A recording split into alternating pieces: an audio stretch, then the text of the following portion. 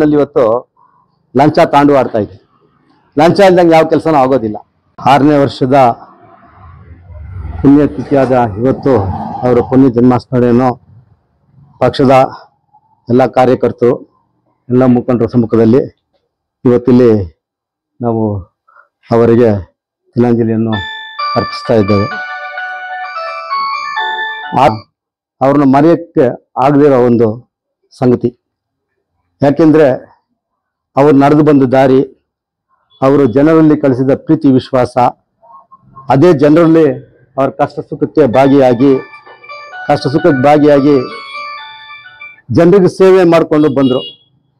ಈ ಒಂದು ಇದರಿಂದ ನಾವು ಇವತ್ತು ನಾವು ಮರೆಯೋಕ್ಕಾಗ್ದಂಗೆ ಒಂದು ಪರಿಸ್ಥಿತಿ. ಇಂದಿನ ದಿನದಲ್ಲಿ ಹೇಳ್ಬೇಕಂದ್ರೆ ಭಕ್ತಣ್ಣನವ್ರು ಇಲ್ಲವೇ ಅನ್ನೋದು ಈ ಕೆಜಿಎಫ್ನ ಜನತೆ ಮನಸ್ಸಿನಲ್ಲಿ ಇವತ್ತು ಕೊರಗಿದೆ. ಯಾಕೆಂದ್ರೆ ಅವ್ರು ಇರೋವಾಗ ಕಷ್ಟ ಗೊತ್ತಾಗ್ಲಿಲ್ಲ. ಈ ದಿನಗಳಲ್ಲಿ ಆ ಒಬ್ಬ ನಾಯಕ ಇರಬೇಕಾಗಿತ್ತಲ್ಲ, ನಮ್ಮನ್ನೆಲ್ಲ ಬಿಟ್ಟು ಹೋಗ್ಬಿಟ್ನಲ್ಲ ಅನ್ನೋದು ಒಬ್ಬೊಬ್ಬರು ಅದನ್ನ ಯೋಚನೆ ಮಾಡೋ ಪರಿಸ್ಥಿತಿ. ಅದಕ್ಕೆ ಹೇಳ್ಬೇಕಾದ್ರೆ ಹಲವಾರು ಉದಾಹರಣೆಗಳು ಹೇಳ್ಬೋದು. ಇವತ್ತು ನಗರಸಭೆಯಲ್ಲಿ ಅವ್ರು 6 ಸಾರಿ 7 ಸಾರಿ ನಗರಸಭೆ ಅಧ್ಯಕ್ಷ ಆಗಿ, 3 ಸಾರಿ MLA ಆಗಿ, 1 ಸಾರಿ KDA ಚೇರ್ಮನ್ ಆಗಿ, ಸುಮಾರು 45 ವರ್ಷಗಳ ಕಾಲ ಒಂದು ಕೆಜಿಎಫ್ನಲ್ಲಿ ಒಂದು ರಾಜಕೀಯ ಮಾಡಿಕೊಂಡು ಲಾಸ್ಟ್ ಮೂಮೆಂಟ್ ಅಲ್ಲಿ ಅವರು ಜಾತ್ಯತೀತ ಜನತಾದಳದ ಪಕ್ಷದಲ್ಲಿ 15 ವರ್ಷ ಸೇವೆ ಮಾಡಿ ಪಕ್ಷವನ್ನು ಬೆಳೆಸಬೇಕು ಅಂತ ಇಲ್ಲಿ ಹಲವಾರು ಬಾರಿ ಸಂಘಟನೆ ಮಾಡ್ಕೊಂಡು ಬಂದ್ರು.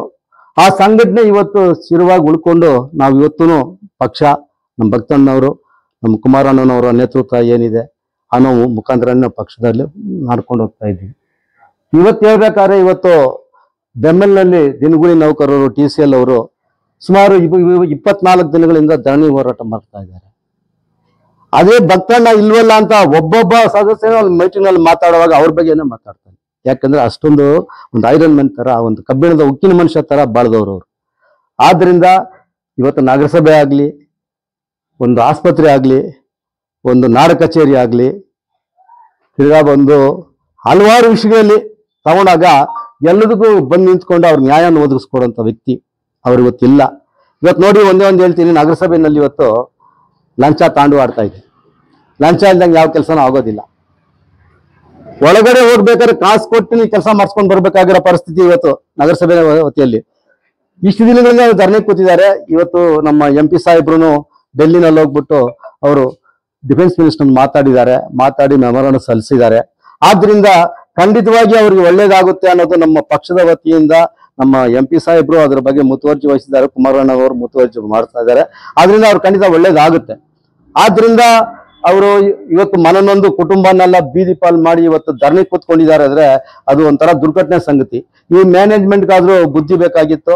ಅವರು ಇದ್ರ ಬಗ್ಗೆ ಸರಿಯಾದ ರೀತಿಯಿಂದ ಗಮನ ಹರಿಸಲಿಲ್ಲ. ಅವ್ರನ್ನ ಹಿಂಗೆ ಮಾಡ್ಕೊಂಡು ಬಂದ್ಬಿಟ್ಟಿದ್ದಾರೆ. ಆದ್ರಿಂದ ದಯವಿಟ್ಟು ನಾವು ನಮ್ಮ MP ಸಾಹೇಬ್ನ ಈ ದಿನದಲ್ಲಿ ನಾವು ಕಳಕಳಿಯಿಂದ ಮನವಿ ಕೇಳ್ಕೊಳ್ಳೋದೇನಂದ್ರೆ, ನಮ್ಮ BML ದಿನಗೂಲಿ ನೌಕರರು TCL ಅವರು ಏನಾದ್ರು ಅವ್ರಿಗೊಂದು ಒಳ್ಳೆ ಒಂದು ನಿಮ್ಮ ಮೂಲಕ, ನಮ್ಮ MP ಮೂಲಕ ಒಳ್ಳೆ ಒಂದು ಸತ್ಯಾಂಶ ಅವ್ರಿಗೆ ಹೊರಗೆ ಬಂದು ಅವ್ರಿಗೊಂದು ಬೆನಿಫಿಟ್ ಆಗೋಂಗೆ ಮಾಡ್ಕೊಡ್ಬೇಕು ಅಂತ ಹೇಳಿ, ಇಂಥ ಸಂದರ್ಭದಲ್ಲಿ ನಮಗೆ ಭಕ್ತಣ್ಣನವರ ಆಶೀರ್ವಾದವೂ ಬೇಕು ಅನ್ನೋದು ಹೇಳಿ ನಾನು